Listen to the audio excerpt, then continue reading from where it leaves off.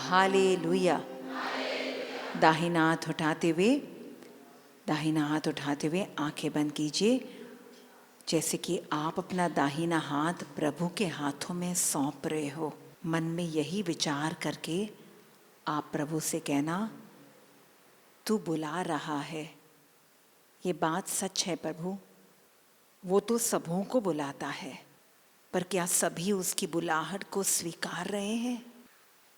परमेश्वर कभी पक्षपात करता नहीं। अगर ऐसी बात है तो क्यों हम में से कुछ लोग आज भी बंधनों में हैं, कुछ लोग आज भी दुखी हैं, कुछ लोग आज भी व्याकुल हैं? क्योंकि वो कहता है, मैं तेरे हृदय के द्वार पर खड़ा हूं। जैसे वो आपके हृदय के द्वार पर खड़ा है, वैसे ही वो मेरे हृदय के द्वार पर खड़ा है। हर एक के हृदय के द्वार पर खड़ा रहकर वो खटखटाता है। पर हम में से ऐसा कौन है जो उसके लिए द्वार खोलेगा? यीशु ने कहा, मैं उसका जीवन धन्य बना दूंगा।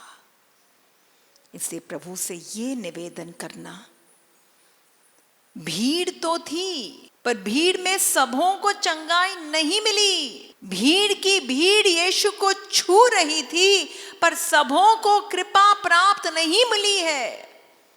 प्रभु यीशु भीड़ के घर नहीं गए हैं, बल्कि एक व्यक्ति जकेउस के घर गए, क्योंकि उसने अपने जिंदगी का द्वार, अपने घर का द्वार प्रभु के लिए खोला।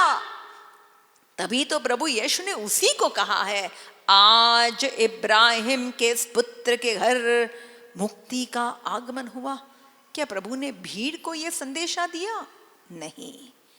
आज हम भीड़ ना बने, बल्कि आज हम वो एक बन जाए जिसे प्रभु बुला रहा है, और जो प्रभु की बुलाहट को सुनकर उसकी बुलाहट को स्वीकार लेता है। हाथ उठाए। प्रभु, तेरा हाथ थामकर तेरे पीछे चलने की मुझे कृपा दे। यीशु ने हर एक शिष्य को बुलाया, कहा, मेरे पीछे आओ। वो लोगों ने जिन्होंने वाकई में इस बुलाहट को स्वीकारा है, उनका जीवन धन्य हो गया है। हम भी धन्य बन जाएंगे। प्रभु हमें भी वो धन्यता देना चाहता है, पर उसके लिए हमें उसकी कृपा की जरूरत है। स्तुति करते हुए ये कृपा को मांगिए। मुझसे अलग होकर तुम कुछ भी नहीं कर सकते। अपनी जिंदगी की, अपनी मर्जी को, अपनी इच्छा को छोड़कर प्रभु की इच्छा अनुसार उनके पीछे चलने को तैयार हो जाता है। परमेश्वर वाकई में उसके जिंदगी में महान कार्य कर सकता है। मुझे सुनने वाले परमेश्वर की हर एक संतान, परमेश्वर आपके जीवन में भी वही ईश्वर आपके जीवन में भी जैसे इब्राहिम को बुलाया, प्रभु आपको भी बुला रहा है। पर उसके लिए परमेश्वर आज हमसे चाहता है कि हम भी कुछ छोड़े और उसके पीछे हो लिए। सभी लोग स्तुति करें, हालेलुया हालेलुया हालेलुया हालेलुया हालेलुया हालेलुया हालेलुया हालेलुया हालेलुया हालेलुया हालेलुया हालेलुया हालेलुया हालेलुया हालेलुया हालेलुया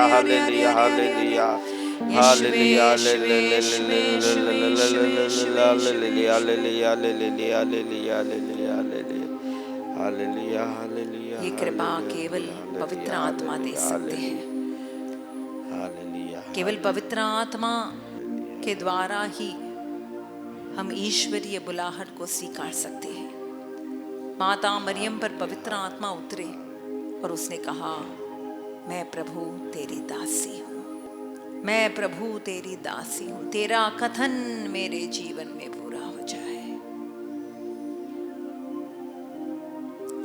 वही आत्मा के अनुग्रह में हम भी प्रभु के दास और दासी बन जाए। हे पावन आत्मा तू आ,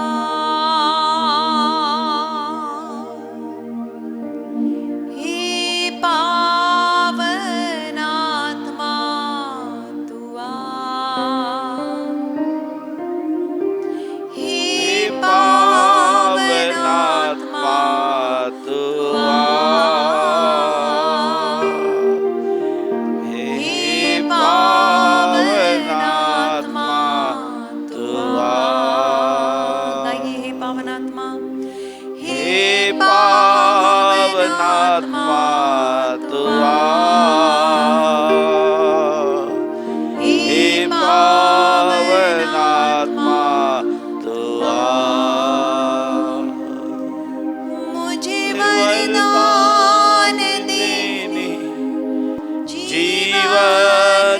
देने, हे पावनात्मा तू आ, हे पावनात्मा, हे पावनात्मा तू आ, हे पावनात्मा तू आ, मांगे हे पावनात्मा, हे पावनात्मा तू आ, हे पावनात्मा तू आ, मुझे वरदान, मुझे वरदान देने, जीवन देने, हे पावनात्मा तू आ,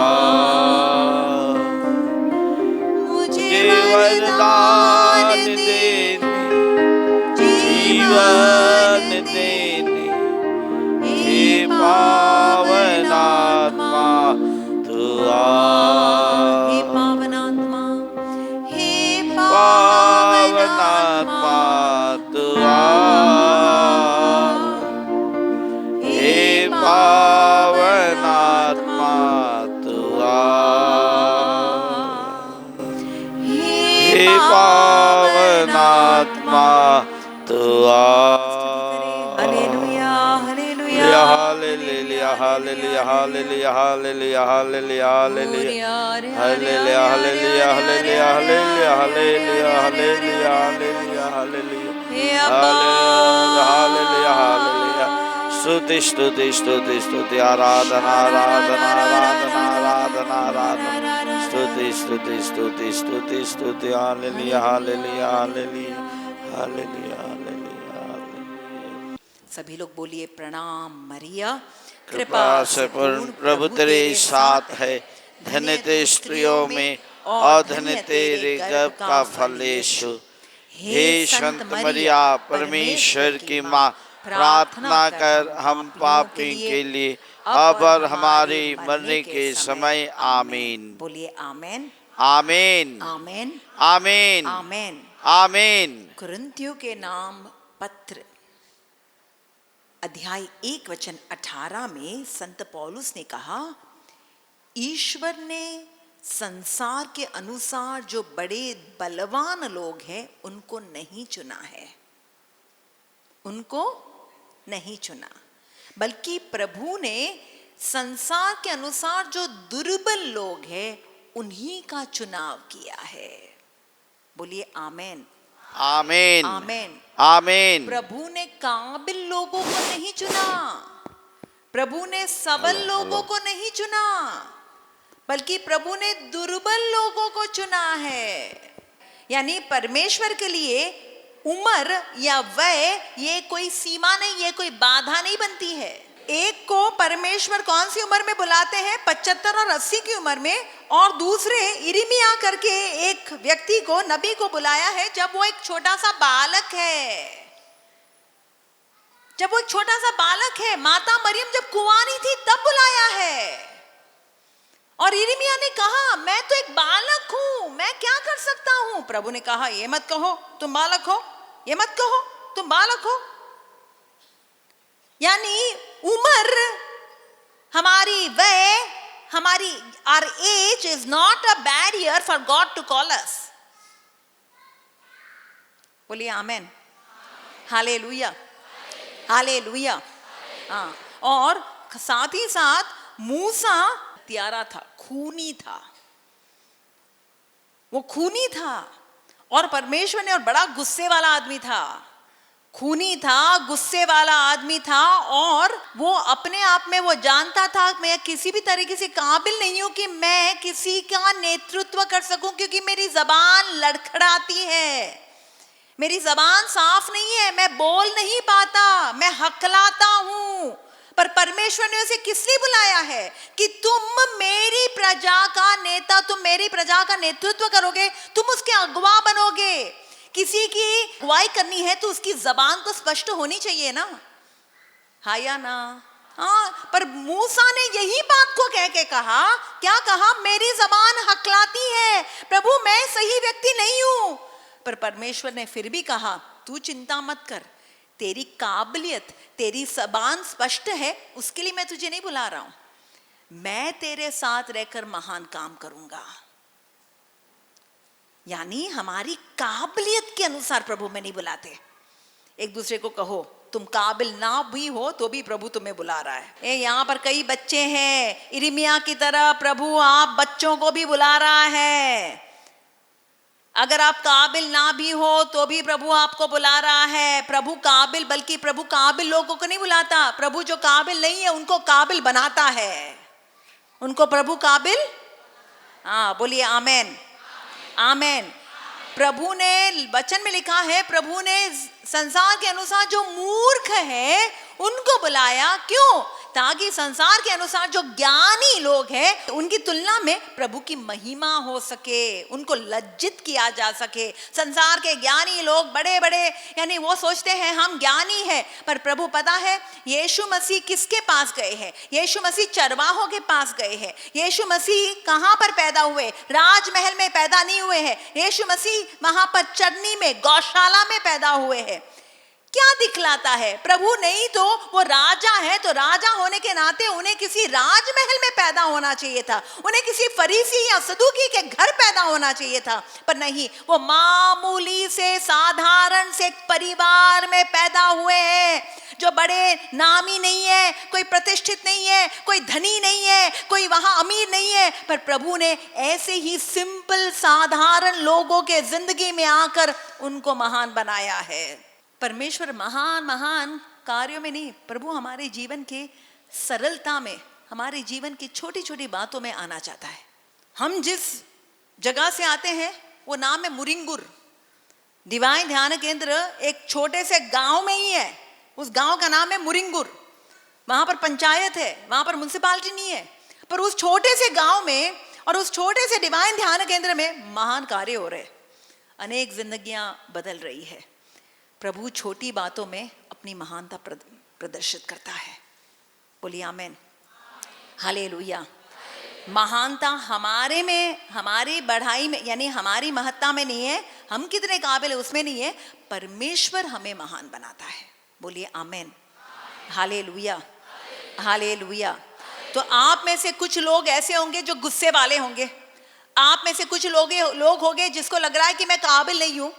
चिंता ना करे, परमेश्वर आप सबको बुला रहा है। प्रेज़ द लॉर्ड, बोलिए हालेलुया, हालेलुया। जब परमेश्वर को अपने ही प्रजा के लिए एक राजा को नियुक्त करना था, तो एक राजा को नियुक्त करने के लिए परमेश्वर ने क्या किया है? ईश्वर ने नबी सैमुएल से ये कहा, सैमुएल तुम जाओ जाकर यस्से के जो पुत्र हैं उनके संतानों में से एक बेटा है, तुम्हें उसको तेल से तुम्हें उसका अभिषेक, उसका विलेपन करना है, वो राजा नियुक्त किया जाएगा। और नबी सैमुएल ने यही सोचा कि हाँ, उसके वहां जाऊंगा और मुझे वो सही व्यक्ति मिल जाएगा जिसे परमेश्वर ने चुना है। वो जैसे ही वहां जाते हैं, वहां यस्से ने अपने सबसे बड़े पुत्र को, इलियाब को वहां पर भेजा, और उसके लंबे से कद को देखकर, उसकी चौड़ी छाती को देखकर, उसका जो कद था, वो उसका आकार और उसका रूप रंग जो था, उसको देखकर नबी सैमुएल ने यही सोचा, ये सही पात्र है, ये राजा बनने के लिए बराबर से योग्य है। और ईश्वर ने नबी सैमुएल से क्या कहा? मैंने इसको नहीं चुना, मैंने इसको, बोलिए ना, जोर से बोलिए ना, मैंने इसको नहीं चुना। तो वो पहला वाला तो परमेश्वर ने उसे नकारा है, दूसरा वाला आया, वो भी लंबा चौड़ा, राजा बनने के लिए सही पात्र है, पर प्रभु ने कहा मैंने इसको भी नहीं चुना। ऐसे 7 भाई, 7 बेटों को लाया गया, सभी वाकई में शारीरिक तौर से एक राजा बनने के लिए सही पात्र थे, पर हर बार यही कहा गया ये नहीं है। तब परमेश्वर ने सैमुएल के द्वारा ये कहा, क्या कहा? मनुष्य बाहरी रूप को देखता है, हम कितने काबिल हैं, हमारे अंदर क्या क्या है, वहां कैसा स्वरूप है, वो सब देखता है। पर ईश्वर कहता है मैं ये सब नहीं देखता, बल्कि मैं किसकी ओर देखता हूं? मैं तुम्हारे हृदय की ओर देखता हूं। ईश्वर क्या देखता है? बोलिए क्या देखता है? आज हम बाहरी रूप से देखेंगे, आप सिंपल गांव के लोग हैं, पर प्रभु आज आपके हृदय को देखता है, आपके हृदय की भावना को देखता है, आपके हृदय के अंदर की इच्छाओं को देखता है। बोलिए आमेन, आमेन। और इन सातों भाइयों की तुलना में ईश्वर ने किसको चुना है? किसको चुना है? वो सातों भाइयों में से सबसे जो छोटा था, वो नाम क्या था उसका? क्या नाम था? दाऊद। दाऊद को देखने में अगर देखने को जाए तो वो छोटे कद का था, ना एक सैनिक था, ना सेना में भर्ती हुआ था, वैसे राजा बनने के लिए वो योग्य नहीं था, पर प्रभु ने उसको योग्य बनाया है। परमेश्वर ने जब पेतरुस को भी चुना है, तो पेतरुस भी एक मामूली नाविक है, वो हारा हुआ था, उसने रात भर मेहनत की, रात भर मेहनत का फायदा नहीं आया, सारी मेहनत विफल गई, उसका तजुर्बा विफल गया, वो उसकी जिंदगी में शून्यता थी, खालीपन था, नाव खाली थी। आज हम में से कई लोग कहीं ना कहीं हारे हैं, जिंदगी में कुछ गलत फैसले लिए। मैं आपको ये अलग अलग चरित्र इसलिए बतला रही हूँ ताकि आपको पता चले हम सभी लोग कहीं ना कहीं ऐसे ही अवस्था में हैं, हाँ या ना? कोई यहाँ पर बूढ़ा है, कोई यहाँ पर बालक है, कोई यहाँ पर हारा है, कोई यहाँ पर टूटा है, कोई यहाँ पर काबिल नहीं है, हाँ? कोई ऐसा होगा जो कद के कारण अपने आप को छोटा समझता है। प्रेज़ द लॉर्ड, बोलिए हालेलुया, हालेलुया। तो हमारे जीवन में कोई भी ऐसी बात क्यों ना हो, परमेश्वर आज हमारे पास आ रहा है, हमें बुला रहा है। किस लिए? वो चाहता है कि वो हमारे जीवन में कार्य करे। पर अब समझने वाली बात यह है, इन सबको बुलाया गया है। जैसे परमेश्वर जक्केउस के भी घर गए, प्रभु यीशु वैसे सीमोन फारसी के भी घर गए थे। प्रभु यीशु जक्केउस के घर जाकर उसको मुक्ति देते। वो भी एक अमीर व्यक्ति है, उसको भी प्रभु ने, यानी वो अमीर व्यक्ति के घर, यानी अमीर नाकेदार है, धनी नाकेदार है, और उसको भी प्रभु ने वहां पर मुक्ति दी है। पर प्रभु के पास एक धनी और एक दूसरा धनी व्यक्ति भी आया था, वो भी इच्छुक था क्या पाने के लिए? मुक्ति पाने के लिए। एक मुक्ति पाने के लिए आ रहा है और एक को प्रभु ने मुक्ति खुद दे दी है। ये ऐसा हम क्यों देखते हैं? ये दोनों में क्यों ऐसा अंतर है? बोलिए हालेलुया, सभी लोग बोलिए हालेलुया। हमें इस बात को समझना है। पहले तो प्लीज इधर सभी लोग देखिए, हम कहीं टूटे हैं, कहीं हम पापी हैं, कहीं हम बंधन में हैं, कहीं हम हारे हैं, कोई बूढ़ा है, कोई जवान है, कोई जिंदगी के अलग अलग स्तर पर है। जो भी है, परमेश्वर हमें बुला रहा है। बोलो एक दूसरे को, प्रभु हमें बुला रहा है। प्रभु आपके दिल के द्वार पर खड़ा है। बोलिए बोलिए बोलिए, प्रभु आपके दिल के द्वार पर खड़ा है। प्रभु आपके दिल के द्वार पर हाँ खड़ा है। और क्या कर रहा है? क्या कर रहा है? बुला रहा है और खटखटा रहा है। हाँ, अब सबके दिल के, ये सबों को बुलाया है, सबको ऐसे ऐसे अलग अलग अवस्थाओं में बुलाया है। पर हम देखते हैं कुछ लोगों के जीवन में परमेश्वर कार्य कर पाए और कुछ के जीवन में प्रभु कार्य नहीं कर पाए। बुलाहट, कृपा, आशीष सबके लिए था। जिस यीशु ने पेतरुस को बुलाया, वही यीशु ने यूदास को भी बुलाया था। हाँ या ना? है या नहीं? प्रेज़ द लॉर्ड, बोलिए हालेलुया। जो यीशु जक्केउस के घर गए, वो यीशु सीमोन फारसी के भी घर गए हैं। जो यीशु धनी जक्केउस को मुक्ति दी है, वो दूसरा धनी भी उसके पास आया था, पर उसे मुक्ति नहीं मिली है। भीड़, कई लोग उसको छू रहे थे, पर सबके छूने से सबको चंगाई नहीं मिली है। कई भिखारी थे, पर सब भिखारियों को भी चंगाई नहीं मिली है। हर एक भिखारी के पास प्रभु नहीं गए हैं। कारण ये है, बुलाहट उसकी ओर आती है, पर हम बुलाहट के सामने हम किस तरीके से उस बुलाहट को स्वीकार रहे हैं, उस पर आगे का जीवन हमारा निर्भर होगा। बोलिए आमेन, जोर से बोलिए हालेलुया। मैं कई बार सोचती हूं, अब्राम को जब बुलाया गया, क्या वो महान था? बोलिए ना, क्या कि कोई उसको जानता था?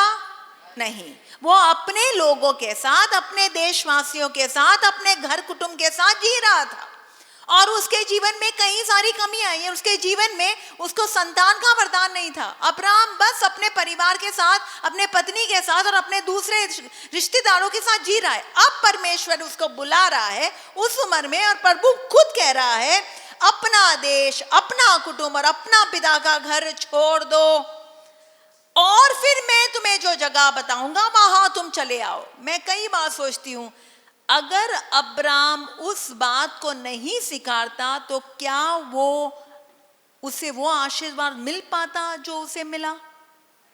नहीं मिलता, वो नहीं मिलता। यानी अब्राम को बुलाया गया, पर उसने भी प्रभु की उस बुलाहट को स्वीकारा है, उसने प्रभु की बातों को माना है। बोलिए आमेन, आमेन। उसने परमेश्वर की बातों पर भरोसा करके, विश्वास करके, अपनी बातों को अलग रख के प्रभु की बातों को स्वीकारा। तभी जाकर वो खुद एक आशीर्वाद बना, अनेक राष्ट्रों के लिए वो एक आशीर्वाद बना। प्रभु उसके जिंदगी में महान कार्य कर पाए। इसका अर्थ क्या निकलता है? इसका अर्थ ये निकलता है, प्रभु काबिल लोगों को नहीं चुनता, बल्कि प्रभु समर्पित लोगों को चाहता है।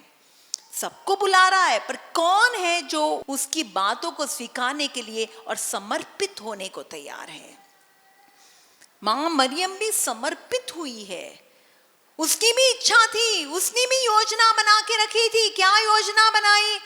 कि मैं भी शादी बनाऊंगी, मैं भी यूसुफ के साथ अपना परिवार बसाऊंगी। ये उसने भी सोच के रखा।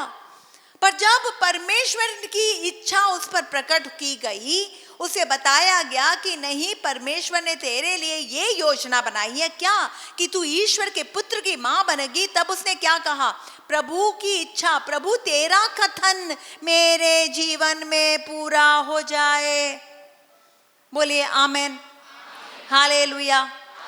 मुझे सुनने वाले हर एक भाई बहन, सभी लोग, पीछे भी जो बैठे हैं, हम अगर अपनी इच्छा को अलग नहीं रखेंगे तो प्रभु की इच्छा को कैसी पूरी कर सकते हैं?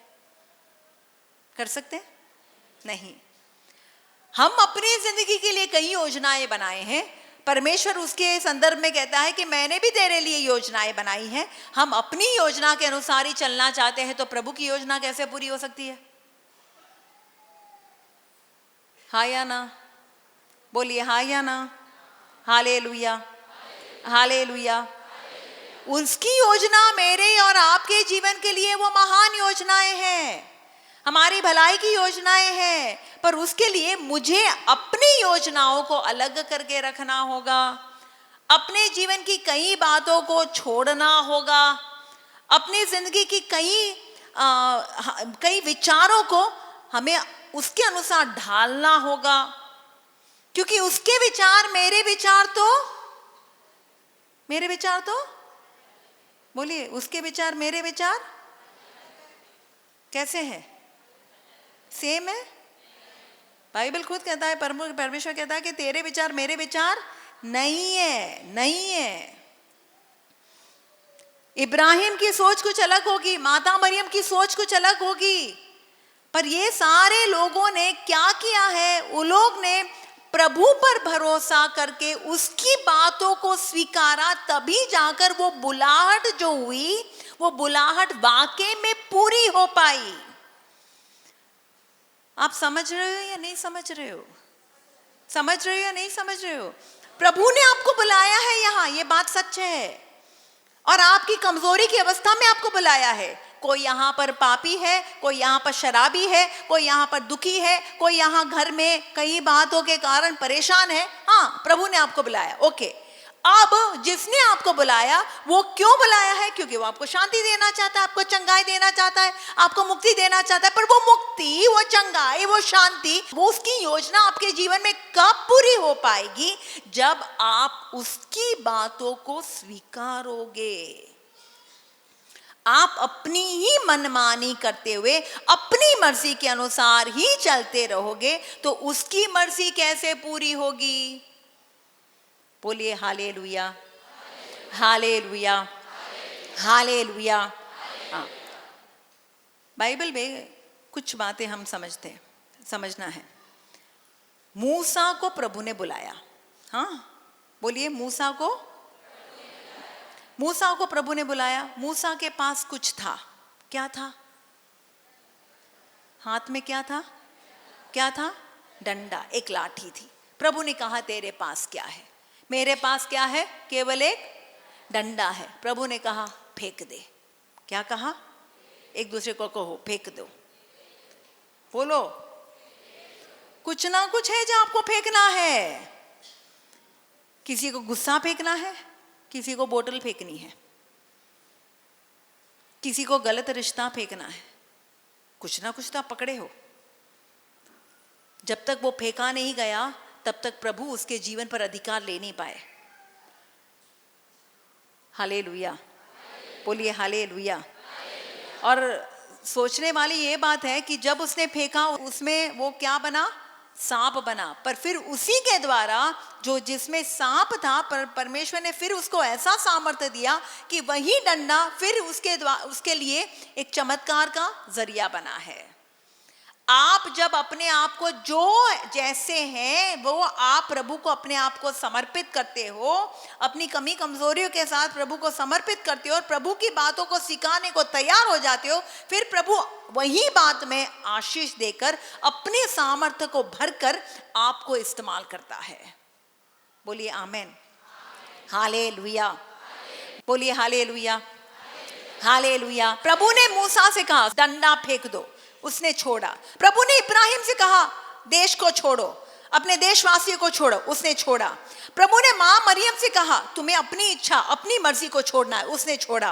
प्रभु ने जक्केउस के घर गए, उसने खुद अपने आप कहा कि मैं अपना धन, जिस धन को उसने पकड़ के रखा था, जिस धन के कारण उसके घर में मुक्ति नहीं आई थी, जिस धन के कारण उसके जिंदगी में अशांति आई थी, वो धन को जैसे ही उसने छोड़ा उस घर में मुक्ति आई है। प्रभु ने दूसरे एक व्यक्ति से कहा, धनी व्यक्ति से ये कहा जाओ जाकर सब कुछ बेच कर आओ, पर वो छोड़ने को तैयार नहीं था।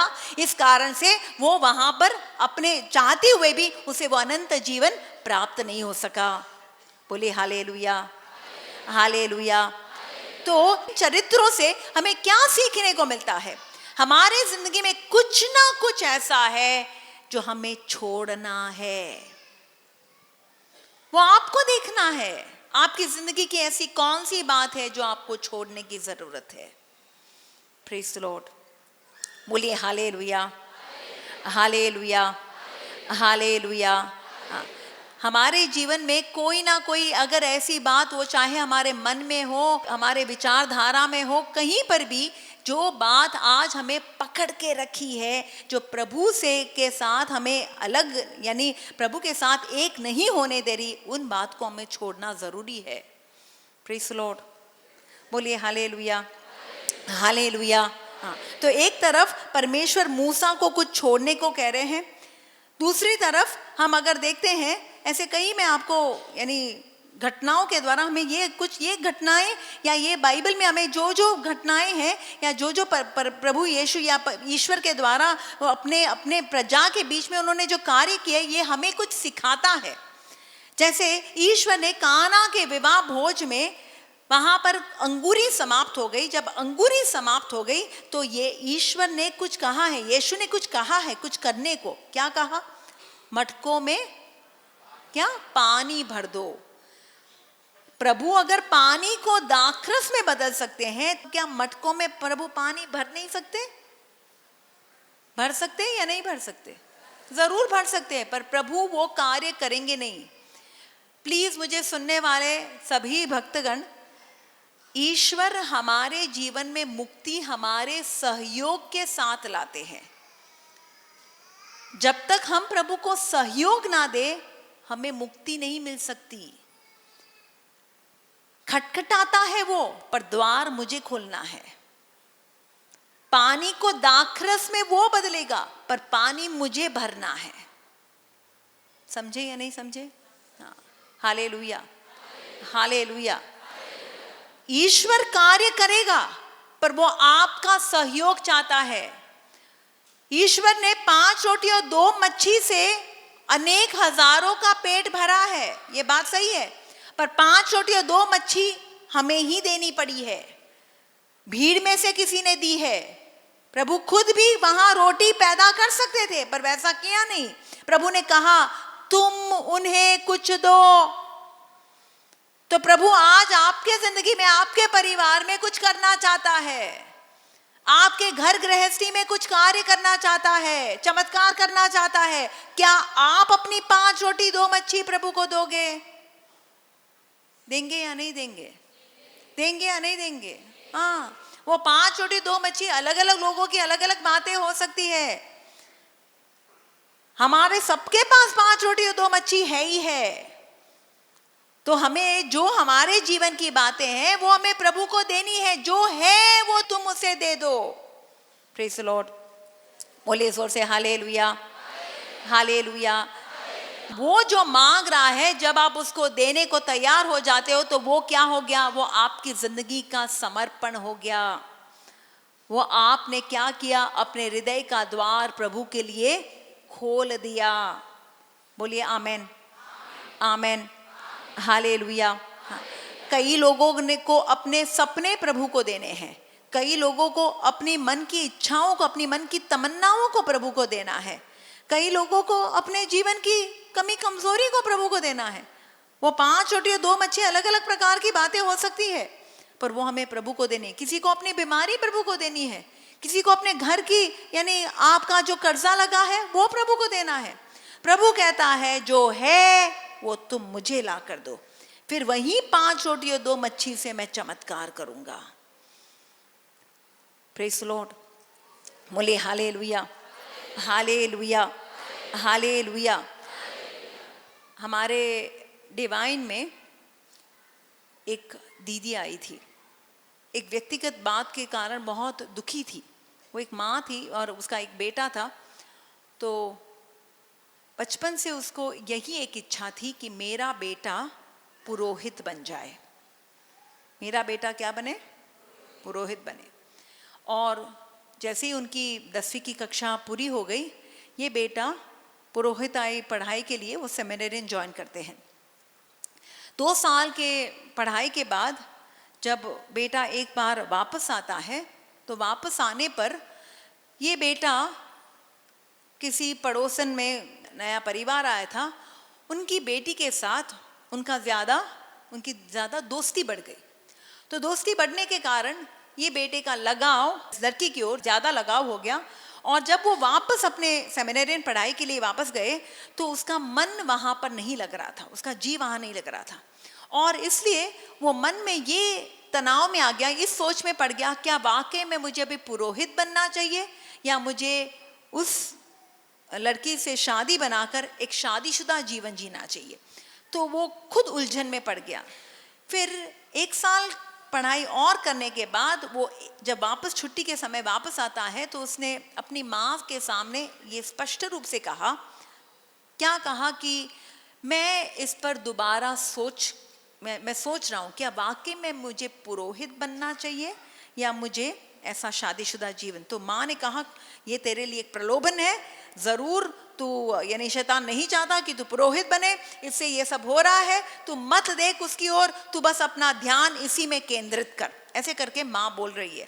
पर ये बेटा उलझन में है, माँ मैं ऐसा नहीं कर, मैं अगर पुरोहित भी बनूंगा तो मैं वाकई में एक सच्चा ईमानदार पुरोहित बनना चाहता हूँ। मैं अपने काम से मैं प्रभु ईश्वर के साथ भी कोई प्रकार की बेईमानी नहीं करना चाहता। मेरा दिल फिर मैं केवल प्रभु को दूंगा।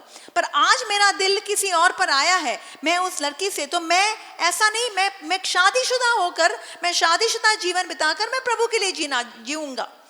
पर माँ को ये बात मंजूर कदापि नहीं थी, क्योंकि उसे बचपन से क्या है कि मेरा बेटा क्या बनेगा, पुरोहित बनेगा। तो माँ और बेटे दोनों में इस बात पर थोड़ा सा यानी तनाव हो गया और दोनों के अनबन कुछ हो गई। फिर बेटे ने कहा, माँ से ये कहा, अच्छा ऐसी बात है, ऐसा करो, आप एक साधना में जाओ, आप ही प्रार्थना करो, परमेश्वर से आप भी मांगो, मैं भी एक साधना के लिए जाता हूं, मैं भी पूछूंगा प्रभु तेरी क्या इच्छा है। दोनों जाए, अलग अलग साधनाओं में जाएंगे, हम दोनों प्रार्थना करेंगे। तो ये माँ डिवाइन आई। जब वो डिवाइन आई तो वहां प्रवचन दे रहे थे और हमने कहा आपके हृदय में जो जो इच्छाएं भी है, आपके मन में जो जो सपने भी है, वो भी प्रभु को चढ़ाओ। जो जो आपने योजनाएं बनाई वो भी प्रभु को चढ़ा दो। मैं ऐसे बता रही थी क्योंकि वचन में लिखा है मनुष्य अनेक सारी योजनाएं बनाता है पर ईश्वर ही उसे सफल कर सकता है। तो ये माँ, मैं ऐसे ही वचन दे रही हूँ, बाद में चलकर मुझे पता चला कि ये माँ ने क्या किया है। तो हमारी एक आराधना हो रही थी और उस आराधना के समय इस माँ ने समर्पण के समय यही लिखा, प्रभु मेरी इच्छा तो यही है कि मेरा बेटा क्या बने, पुरोहित बने, पर माँ के गर्भ में आने से पहले तूने उसको चुना है और तूने उसे अपने लिए चुना है। किसके लिए चुना मैं नहीं जानती, तू जानता है। तूने उसे जिस बुलाहट के लिए चुना है वो बुलाहट उसके जिंदगी में पूरी होने दे। और उसने बड़े रोते हुए उसके से, मुझे तो यही चाहिए कि वो पुरोहित बने, पर आगे प्रभु तेरी मर्जी पूरी हो जाए। ऐसे करके ये माँ ने प्रार्थना की और माँ ने कहा, प्रभु मुझे वो कृपा देना, तेरी मर्जी को स्वीकारने की भी मुझे कृपा दे देना। रिट्रीट खत्म हो गई, वो माँ वापस चली गई, ये बेटा भी अपनी रिट्रीट करके वापस आया और बेटे ने कहा, माँ मुझे यही एहसास हुआ है कि मैं पुरोहित नहीं, मैं शादीशुदा जीवन बिताऊंगा, पर मैं प्रभु के लिए ज़रूर काम करूंगा। ऐसे करके उसने माँ से कहा, आगे चलकर उसने शादी बनाई। अब शादी बनाने के बाद ये दोनों पति पत्नी में कोई ना कोई बात पर थोड़ा सा तनाव होता था। जब तनाव होता था तो माँ फिर वही सोचने लगी, अगर वो शादी नहीं बनाता तो ये सब होता ही नहीं। तुरंत उसके मन में ये ख्याल आने लगा, तो वो कैसे बताए, तू पुरोहित बनता तो कितना अच्छा होता, ऐसे कोई जंजाल में फंसता ही नहीं। इसे माँ को लग रहा था, फिर भी लग रहा था कि उसने जो फैसला लिया वो गलत फैसला लिया, ये ऐसा करके सोच रही है। ये दोनों पति पत्नी, क्योंकि बार बार ये तनाव हो रहा था, वो लोग वापस साधना में डिवाइन ही आए थे। और डिवाइन में हमारा विशेष एक दंपतियों का, हमारी एक रिट्रीट थी, रिट्रीट फॉर कपल्स। और उस कपल्स रिट्रीट में इन दोनों को अनेक बातों के बारे में उनको एक खुलासा मिला कि वो कहाँ पर उन्हें परमेश्वर की योजना अनुसार, परमेश्वर की इच्छा अनुसार, उनके वचनों के अनुसार जीना है, कहाँ पर उनके ज़िंदगी में बदलाव आना है। वो दोनों ने बहुत सुंदर एक रिट्रीट हुई, दोनों को कृपा मिली, फिर दोनों के में वो उस बात को स्वीकार कर आगे का जीवन जीने लगे। उस साधना के बाद उन दोनों में इतना परिवर्तन आया और उनका पारिवारिक जीवन इतना सुंदर हो गया कि आगे चलकर वो खुद कपल्स फॉर क्राइस्ट ऐसे मिनिस्ट्री शुरू कर दिए।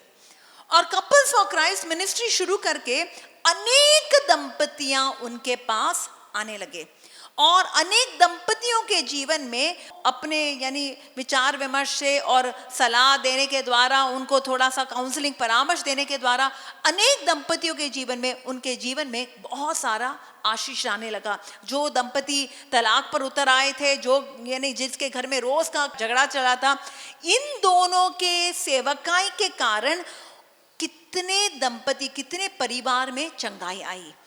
जब माँ ने, आज वो दोनों पति पत्नी देश विदेश में जाकर केवल कपल्स फॉर क्राइस्ट का प्रोग्राम चलाते हैं। आज वो माँ वापस जब डिवाइन में आई तो वो प्रभु को क्या धन्यवाद दी, अच्छा हुआ कि वो पुरोहित नहीं बना, तो आज कितने सारे दंपतियों का जीवन बच गया। Hallelujah, hallelujah. अब आप समझे या नहीं समझे? माँ ने क्या किया, उसने अपना सपना प्रभु को चढ़ाया। उसने प्रभु की इच्छा को स्वीकारा है। जब तक आप कुछ छोड़ने को तैयार नहीं है, तब तक प्रभु की इच्छा कैसे स्वीकारोगे? प्रेज द लॉर्ड, बोलिए हालेलुया, हालेलुया। इसलिए हमें समझना है कि साधना के बेला में, विशेषकर आज हम जब आराधना करेंगे, हमारे जीवन में हमें अपनी मर्जी, अपनी इच्छा को पहले प्रभु को समर्पित करना है। फिर हमें अपनी अपनी कमी कमजोरियों को भी प्रभु की ओर समर्पित करना है। जो हमारे आज कमजोरी है, परमेश्वर से कहना है इस कमजोरी में भी तू प्रभु अपनी कृपा बरसा, ताकि वो कमजोरी से भी हम बाहर उभर कर इस कमजोरी में भी प्रभु तू अपनी महिमा प्रकट कर सके। अगर आज हम बीमार भी है तो वो बीमारी में भी प्रभु की महिमा हो सकती है। जैसे मर्था और मरियम ने क्या किया, उसने अपने भाई की बीमारी को यीशु को समर्पित किया है। आप जिसको प्यार करते हैं वो बीमार है। आज शायद हम अपने रिश्तेदारों के कारण, अपने परिवार वालों के कारण कहीं ना कहीं चिंतित है, व्याकुल है। प्रभु कहता है तुम्हें चिंतित होने की जरूरत नहीं है। परमेश्वर नहीं चाहता कि हम किसी भी बात के बारे में चिंता करें, बल्कि परमेश्वर चाहता है तुम चिंता नहीं बल्कि मुझ पर भरोसा रखकर अपनी सारी चिंताएं तुम मुझ पर छोड़ दो। बोलिए हालेलुया। एक दूसरे को कहिए चिंता मत करो। हाँ, हाथ हिला हिला कर बोलो चिंता मत करो। हाँ, हाथ हिलाइए, हाथ हिलाइए, एक दूसरे का हाथ हिलाते हुए। हाँ, अपनी सारी चिंताएं प्रभु पर छोड़ दो। बच्चों को पढ़ाई की चिंता होगी, वो प्रभु पर छोड़ दो। कई पत्नियों को पति के पीने की, शराब पीने की जो बुरी आदत है उसकी चिंता होगी, उसके कारण से घर में कितनी परेशानी हो रही है, वो भी क्या करो, प्रभु पर छोड़ दो। कई घरों में बहुत आर्थिक समस्याएं होगी, वो भी आप क्या करो, प्रभु पर छोड़ दो। अपनी चिंताओं को प्रभु पर छोड़ दो, क्योंकि वो तुम्हारी चिंता करता है। बोलिए हालेलुया। शक्तिशाली रूप से बोलिए हालेलुया, हालेलुया, हालेलुया, हालेलुया। प्रभु हमसे कह रहा है कि पानी भरो, तो हमें पानी भरना है अपने जीवन में। हमें प्रार्थना का पानी भरना है, हमें वचन का पानी भरना है, तो फिर प्रभु हमारे जिंदगी में बदलाव ला सकते हैं। प्रेज़ द लॉर्ड, बोलिए हालेलुया, हालेलुया। कई बार प्रभु कहेगा कि यहाँ पर पानी भरो, और कई बार समारी स्त्री के द्वारा उसने क्या किया, अपना खाली घड़ा प्रभु के सामने पेश किया।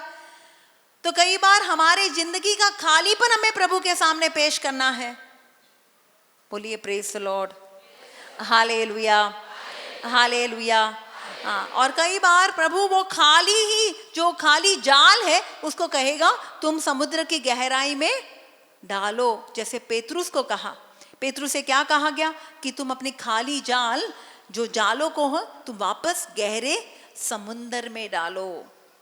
प्रेज़ द लॉर्ड, बोलिए हालेलुया। पेतरुस ने जो एक वचन कहा है, रात भर मेहनत की पर मुझे कुछ नहीं मिला, पर अब अगर आप कहते हो तो मैं ये करूंगा।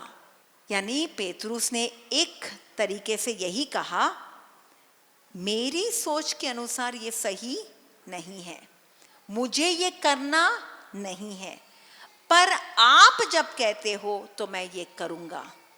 यानी मैं अपनी इच्छा, अपनी मर्जी को अलग रखकर तेरी इच्छा को स्वीकार रहा हूं। आज मुझे किसी ने मेरे साथ झगड़ा किया है, किसी ने मेरे साथ लड़ाई की है, किसी के साथ अनबन हुआ है, मेरी इच्छा यही है कि मैं बदला लूं। मेरी इच्छा यही है कि मैं उसे मुंह तोड़ जवाब दूं। मेरी इच्छा यही है कि मैं गुस्से को बनाए रखूं। ये मेरी इच्छा है, मुझे यही सही लग रहा है, पर अगर अब आप कुछ अलग कहते हैं तो मैं ये करूंगा। जो पति मेरे साथ दुर्व्यवहार कर रहे हैं, मेरा यानी घर में लापरवाह है, वो बच्चों का संभालते नहीं, उस पति को प्यार करना तो दूर की बात है, मैं तो कभी उसका सम्मान भी ना करूं, मैं कभी उसकी अधीनता ना स्वीकार करूं। ये मेरी इच्छा है, मैं क्यों प्यार करूं ऐसे व्यक्ति को। पर प्रभु आप कहते हो तो मैं ये करूंगा। ये समर्पण है। इसको क्या कहते हैं? समर्पण। समर्पण का मतलब है कि आप अपने आप को प्रभु की ओर अर्पित करते हो, अपनी बातों को नहीं, प्रभु की बातों को स्वीकारते हो। Praise the Lord, hallelujah. जो प्रभु की अधीनता स्वीकारता है वो प्रभु का हो जाता है। आप जिसकी अधीनता स्वीकारोगे उसका आप पर अधिकार आ जाएगा, और उसका आप पर अधिकार आ जाएगा तो वो व्यक्ति आपके जिंदगी में कार्य करेगा। Praise the Lord. आप जब बीमार पड़ते हो आप किसकी अधीनता स्वीकारते हो? जब बीमार पड़ते हो तो आप किसके पास जाते हो?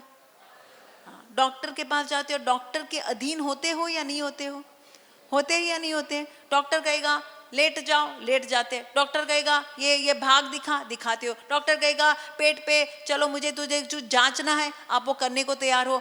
आमतौर से आप अपने शरीर को इस तरीके से नहीं दोगे नहीं दोगे। पर डॉक्टर की अधीनता क्यों स्वीकार रहे हो? क्यों स्वीकार रहे हो? क्योंकि आप बीमार हो। उस बीमारी की अवस्था में आपको डॉक्टर की अधीनता स्वीकारनी पड़ेगी, क्योंकि वो डॉक्टर फिर आपको चंगा करेगा। ठीक वैसे ही आप जिंदगी के किसी भी स्तर पर क्यों ना हो, आप बंधन में हो, पीड़ा में हो, दुखी हो, व्याकुल हो, चिंतित हो, आपको किसकी अधीनता स्वीकारनी है? ईश्वर की अधीनता। पेतरुस ने कहा मैं नहीं चाहता। हम आमतौर से तो अपने शरीर को किसी को दिखाना नहीं चाहेंगे, पर क्योंकि शरीर बीमार है तो मैं डॉक्टर को दिखाऊंगी। वैसे ही पेतरुस ने कहा रात भर मुझे तो सही नहीं लग रहा, पर अब अगर आप कहते तो मैं आपकी अधीनता स्वीकारूंगा।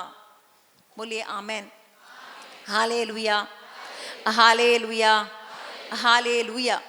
तो आपको देखना है कि आपके जिंदगी में जो बातें हैं उस बातों में आप किसकी अधीनता स्वीकार रहे हो।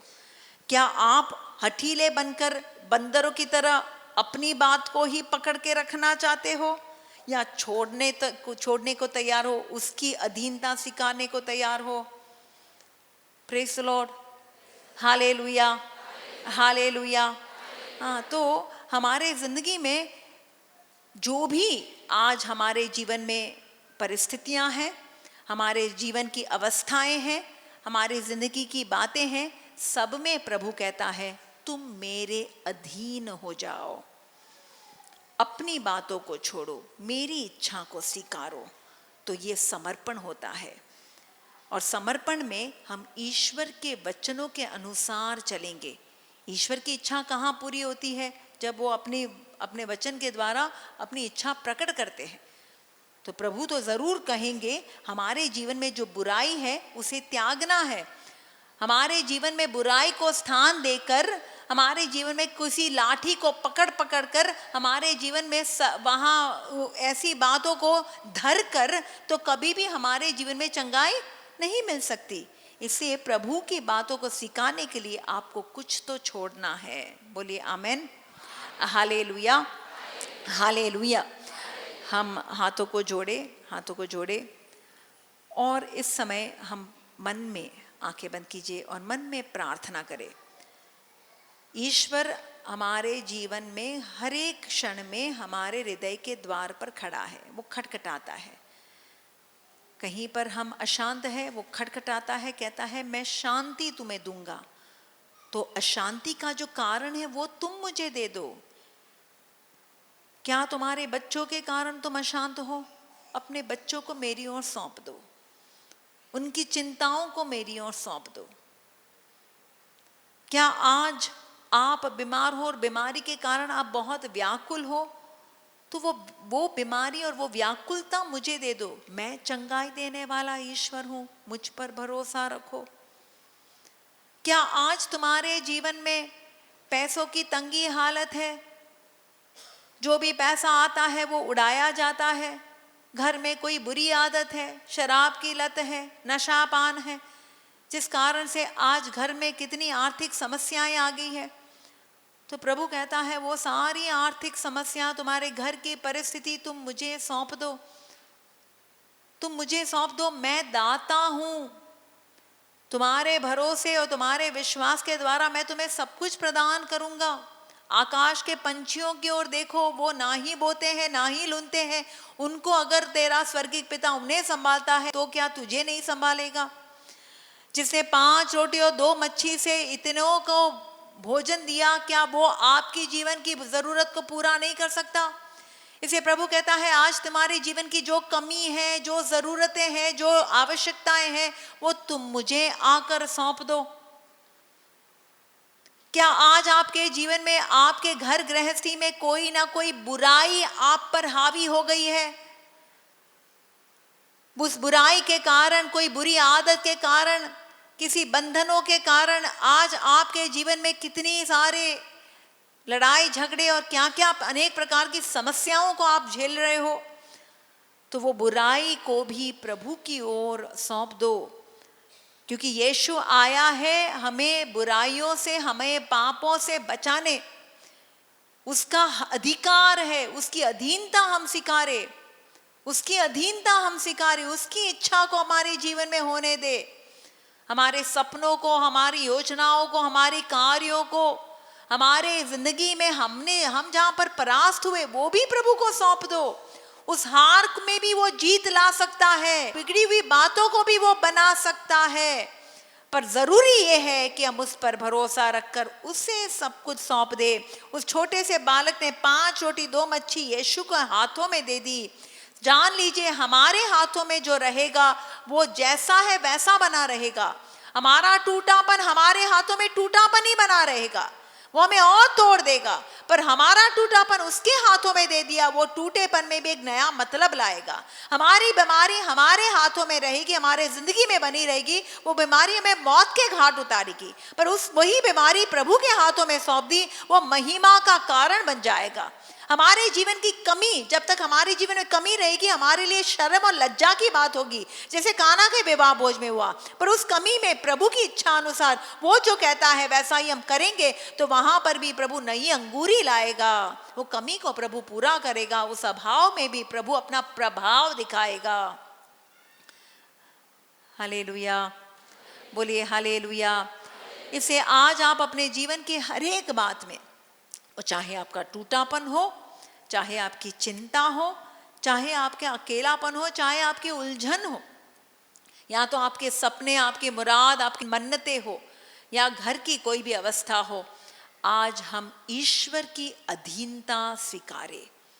दाहिना हाथ उठाइए और बोलिए, हे प्रभु यीशु, आप जो मेरे दिल के द्वार पर खड़े हो, खटखटा रहे हो, मैं अब आपके वचनों को सुनकर, आपकी वाणी को सुनकर इस द्वार को खोलूंगा, जैसे जकेउस ने खोला, जैसे पेतरुस ने आपके कहे अनुसार जाल डाली, जैसे मां मरियम ने कहा तेरा कथन मुझ में पूरा हो जाए। हे प्रभु, हम भी अपना हृदय रूपी द्वार खोल रहे हैं, आपकी अधीनता हम स्वीकारते हैं। आप हम पर अधिकार लीजिए और हमारे जीवन को धन्य बनाइए। आपकी योजना, आपकी इच्छा हमारे जीवन में पूरी हो जाए। हम अपनी मर्जी अनुसार नहीं, हम अपनी इच्छा अनुसार नहीं, बल्कि आपकी इच्छा को अपने जीवन में पूरी होने दे। प्रभु कहेगा उस रिश्ते को तोड़ना है तो तोड़ना है। प्रभु किस कहेगा कि उस बात को फेंकना है तो फेंकना है, फिर मत पकड़ के रखो। बोलिए हालेलुया। कितनी हर 2 साल में साधना होती है, हर 2 साल में आप सुनते होंगे कि वो नशा पान करने से आपका घर परिवार बर्बाद हो रहा है, वो करने से आपके जिंदगी में कभी उन्नति नहीं पा रहे हो, आप कहाँ थे और वहीं जैसे थे वैसे ही बने रहते हो, पर फिर भी नशा छोड़ने को तैयार नहीं हो। अब प्रभु वापस अवसर दे रहा है, आपको वापस बुला रहा है, छोड़ दो। बोलिए हालेलुया।